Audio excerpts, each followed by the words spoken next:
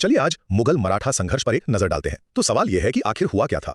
औरंगजेब जैसा शक्तिशाली बादशाह जिसने लगभग पूरे भारत पर कब्जा कर लिया था, वो दक्कन में मराठों से जीत क्यों नहीं पाया। ये कहानी है उस 50 साल चले महासंघर्ष की, जिसे इतिहासकार दक्कन का नासूर कहते हैं, क्योंकि इसने मुगल साम्राज्य को अंदर से तबाह कर दिया। तो पहली और सबसे बड़ी वजह थी छत्रपति शिवाजी महाराज की कमाल की युद्ध नीति। देखिए, उन्हें पता था कि मुगलों की इतनी बड़ी फौज से आमने सामने नहीं जीता जा सकता, तो उन्होंने अपनाया गनीमी कावा, मतलब छापामार युद्ध। इसके दो जबरदस्त उदाहरण हैं।